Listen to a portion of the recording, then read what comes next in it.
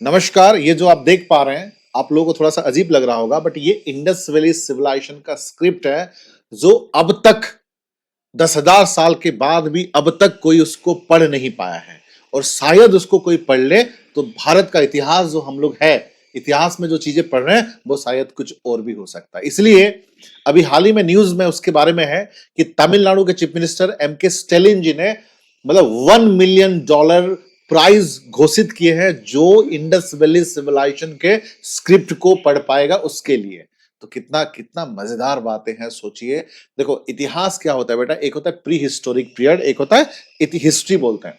Pre historic period का मतलब होता है जिसका डॉक्यूमेंट, रिटन डॉक्यूमेंट हमारे पास नहीं है, जैसे कि इंडस वैली सिविलाइजेशन है, जैसे कि पेलियोलिथिक है, मेसोलिथिक है, नियोलिथिक है। तो ये सब है क्या बेटा, ये सब जो है सारे जो है प्री हिस्टोरिक पीरियड, उसका कोई रिटेन डॉक्यूमेंट हमारे पास नहीं है। बट इंडस वैली सिविलाइजेशन के बाद का जो पीरियड है, जैसे कि वैदिक पीरियड, पोस्ट वैदिक पीरियड, गुप्त, मौर्य, मुगल्स या फिर नेशनल मूवमेंट, ये सब का लिखित रूप से हमारे पास डॉक्यूमेंट है। आप लोगों को पता है ना कि वैदिक काल में जो ऋग्वेदा में लिखा गया था, that was the oldest written document of the world, oldest written document of the world. तो वहां से लिखित रूप से हमारे पास डॉक्यूमेंट, बट उससे पहले जो डॉक्यूमेंट भी है तो उसको हमने नहीं पढ़ पाया। तो इसलिए जो है तमिलनाडु के चीफ मिनिस्टर एम.के. स्टालिन जी ने $1 मिलियन प्राइज घोषित किए हैं जो इंडस वैली सिविलाइजेशन का स्क्रिप्ट को जो पढ़ पाएगा। देखिए, ये है about the Indus valley script. The Indus script used by Indus valley civilization in between 2600 से 1900 बीसी के बीच में। और प्रेजेंट डे, देखो present day Indus valley civilization जो है होल पार्ट ऑफ पाकिस्तान में है। ये जो एरिया है बेटा, देखो ये जो एरिया आपको दिख रहा है, this is the part of the Indus valley civilization. ये जो एरिया है आपको दिख रहा है, मैं दिखा देता हूं आप लोगों को।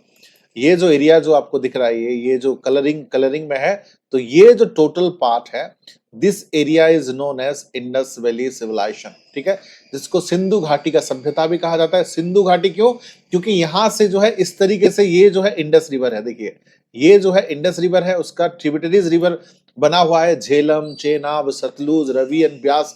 तो ये आके गिरती कहां पे है, लास्ट एंडिंग पॉइंट जो है इस तरफ, ठीक है, मतलब अरबियन सी की तरफ गिरती है।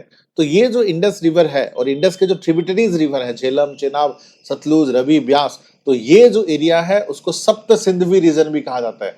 सप्त सिंधवी का मतलब है, सिंधु का मतलब है रिवर, 7 रिवर का संगम, जिसमें से इंडस रिवर है, सरस्वती रिवर है और पंजाब के 5 रिवर, झेलम, चेनाब, सतलुज, रवि एंड ब्यास। ठीक है, तो उसमें आता है देखिए whole part of Pakistan, north western part of India, उसके साथ साथ ये जो अफगानिस्तान का कुछ हिस्सा। ठीक है, तो this is the part of Indus civilization. ठीक है, देखिए ये जो इंडस सिविलाइजेशन डिस्कवर हुआ था 1920 में बाय सर जॉन मार्शल।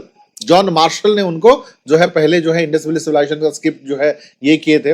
और जैसे कि आप लोग देख पा रहे हैं यहाँ पर कि it appear on the seal terracotta, it appear on the seal, seal पे भी अपियर हुए थे terracotta tablets, metals featuring the pictograms and animal. देखो उसको जो है पिक्टोग्राफिक स्क्रिप्ट भी कहा जाता है। Why it's called as the pictographic script? Pictographic script का मतलब है पिक्चर के थ्रू वो रिप्रेजेंटेशन करना।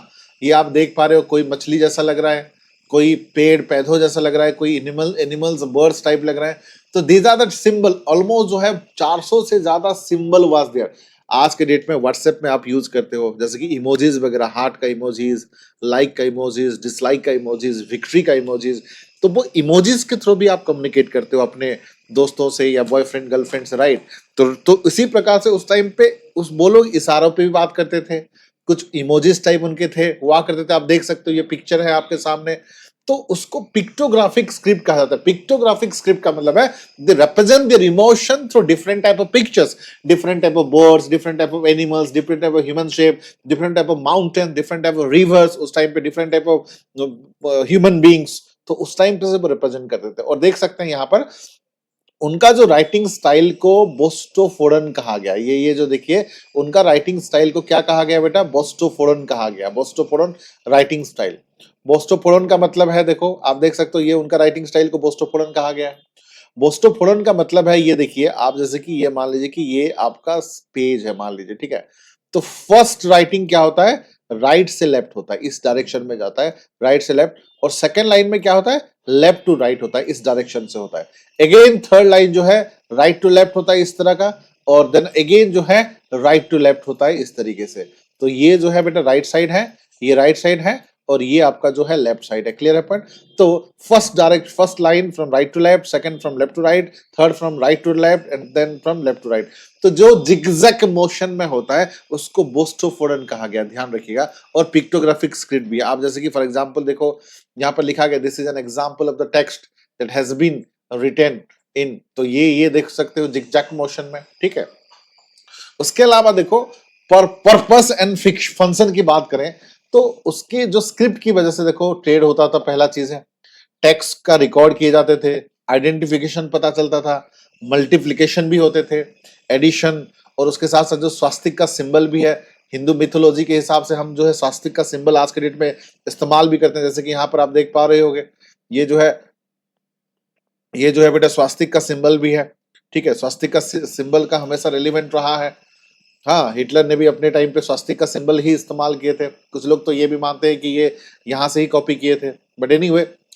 सो अब देखो theories about it's language, theories about it language में देखो आप देख लीजिए पहले। ये है साइन है, ये है आइडेंटिफिकेशंस है, ये है रीडिंग है, और ये है मीनिंग है। जैसे कि फॉर एग्जांपल ये मछली टाइप लग रहा है, तो कुछ लोग उसको मान रहे हैं मछली टाइप भी मान रहे हैं, और कुछ लोग जो है उसको फिश स्टार टाइप भी मान रहे हैं। तो यहाँ पर आप देख रहे हो कि यहाँ पर 3 भी लाइन है और 1 स्टार है, तो यहाँ पर 3 फिश या फिर 3 स्टार भी कह सकते हो। यहाँ पर देखो 6 लाइन है, ये 3 ऊपर है, ये 3 नीचे है, और उसके बाद ये है, तो 6 फिश हो गया यहाँ पे, या फिर 6 स्टार हो गया। तो यहाँ पर देखो ये 4 है और ये नीचे 3 है, कितना हो गया? 7 हो गया। तो 7 फिश कह सकते हो या फिर 7 स्टार कह सकते हो। तो यहाँ पर देखो द्रविडियन हाइपोथेसिस क्या कहता है कि supported by Asko Parpola and Indian researcher that is Iravatham Mahadevan, उन्होंने क्या क्लेम किए हैं देखो, कि claim the script has Dravidian roots. उन्होंने कहा कि ये जो है द्राविडियन रूट्स है, इंडस वैली स्क्रिप्ट का जो है द्राविडियन रूट है with connection to the old Tamil, जो कि ओल्ड तमिल से कनेक्टेड है। एंड फॉर एग्जांपल उन्होंने कहा है कि Parpola suggest that fish symbol in the Indus script representing meaning both the fish and star. उन्होंने कहा कि जो फिश है वो बोथ फिश भी हो सकता है, स्टार भी हो सकता है in the Dravidian language along with the old terminology। तो इस तरीके का कहा जाएगा। उसके बाद देखो significance of disappearing the Indus script, मतलब इंडस स्क्रिप्ट को अगर लिखा जाएगा तो क्या कुछ हो सकता है।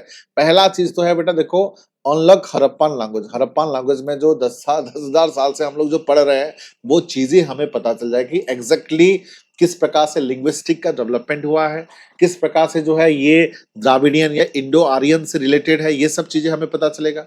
उसके साथ साथ क्या है understanding the Harappan culture. Harappan culture के बारे में बेहतर नॉलेज हो सकती है कि सोसाइटियल नॉर्म्स क्या था, सोशियो पॉलिटिकल स्ट्रक्चर क्या था, एडमिनिस्ट्रेशन क्या थे, गवर्नेंस क्या थे, उनके रिलीजियस बिलीफ किस प्रकार से थे, ये पता चलेगा डिटेल में। देन क्योंकि अभी जो हम लोग जानते हैं वो केवल एविडेंस के आधार पर, वो हो भी सकता है नहीं भी हो सकता है, तो कुछ और भी रीजन हो सकता है, ठीक है। अब देखो हिस्टोरियल कंटिन्यूटी, एक हिस्टोरियल कंटिन्यूटी हमें पता चलेगा किस प्रकार से prehistoric period, palaeolithic, mesolithic, neolithic और इंडस और वैदिक पीरियड आए थे, ये चीजें हमें पता चलेगा। उसके साथ साथ जो है ग्लोबल रेलिवेंस है, मतलब कम्युनिकेशन, ह्यूमन कम्युनिकेशन इवोल्यूशन पता चलेगा, क्रॉस कल्चरल एक्शंस पता चलेगा, मेसोपोटामिया और जो अलग अलग सिविलाइजेशन उनके बारे में थोड़ा बहुत पता चल सकता है, क्योंकि उनका जो है रेगुलर बेसिस पे जो है ट्रेड हो रहा था, ठीक है। तो इसलिए ये जरूरी है, इसलिए हाल ही में न्यूज में है। तो अभी मुझे एक क्वेश्चन बताइए आप लोग नीचे कमेंट करके, इंडस वैली सिविलाइजेशन से जो सवाल आया था बेटा 2011 में सवाल आया था, जैसे कि देख पा रहे होंगे आप लोगों को। सवाल ये है regarding the Indus valley civilisation consider the following statement. क्या है बेटा? फर्स्ट है it was predominantly a secular civilization and religious element though present did not dominate the scene। ठीक है, उसमें क्या कहा है कि ये जो है एक सेकुलर सिविलाइजेशन था, दो रिलीजियस एलिमेंट प्रेजेंट था बट ये डोमिनेट नहीं किया था। सेकंड क्या बोल रहा है कि during this period cotton was used for manufacturing textile in India. उस टाइम पे कॉटन का इस्तेमाल टेक्सटाइल करने के लिए होता था। बताइए which of the statement given above are correct. आपका option A B C D नीचे कमेंट करके बताइए, ठीक है। हाँ, उसके साथ साथ बेटा अभी प्रीलिम्स आपके पास है 4.5 महीना है, और 4.5 महीने में आपको इतना सारा चीजें पढ़ना है, history, polity, geography, economy, current affairs, CSAT, तो बड़ा मुश्किल होता है कैसे प्रिपरेशन करें, कौन सा किताब पढ़ें, कौन सा सिलेक्टेड टॉपिक पढ़ें, कौन सा वीडियो देखें, कौन सा टेस्ट सीरीज दें, तो ये बड़ा कंफ्यूजन होता है। तो इसलिए द फाइनल पुशअप को लेके प्रीलिम्स टारगेट 2025 के हिसाब से एक नया बैच हमने स्टार्ट कर दिया है और उसका प्राइस भी देखिए 20,000 है, बट 10,000 में अभी अवेलेबल है, ये 20,000 फिर से हो जाएगा।